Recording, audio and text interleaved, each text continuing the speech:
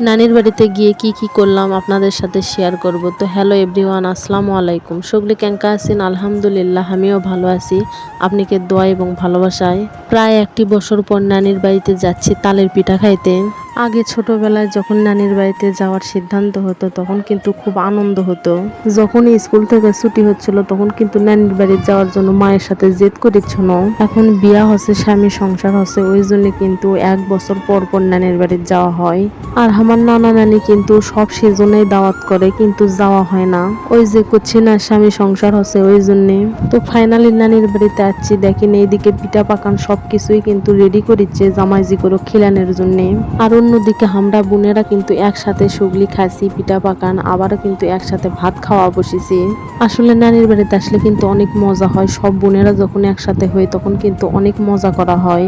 যেমন একসাথে বসে থেকে আড্ডা দেওয়া হয়, আবার ঘোরাঘুরি করা হয়, আবার অনেক টক জাতীয় খাবার মাখা হয়, এভাবে কিন্তু দিনগুলো পার করা হয়।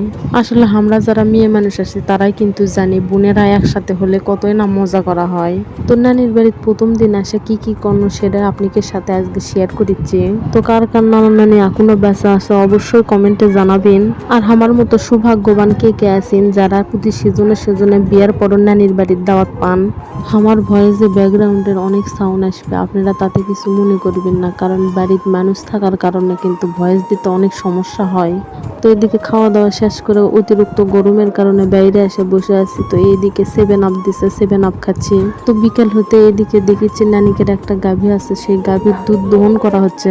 আসলে আমরা যারা গ্রামে থাকি তারা কিন্তু সব সময় ভেজাল মুক্ত খাবার খায়। এই যে গাভীটার দুধ দহন করা হচ্ছে, এই দুধ দিয়ে কিন্তু পায়েস সেমাই যেটাই রান্না করবেন খুবই ভালো লাগে। আর এই গাভীটার বাচ্চাটা এতই সুন্দর, খুবই গুলুমুলু দেখতে। তো এরকম ছোট ছোট গাভীর বাচ্চা দেখতে কিন্তু খুবই ভালো লাগে। তো গাভীটার দুধ এইটুকুই হচ্ছে।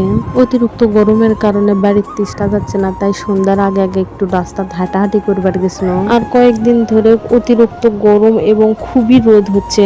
তো আজকের ব্লগ এই পর্যন্তই ছিল। সবলি ভালো থাকবেন, সুস্থ থাকবেন, আল্লাহ হাফেজ।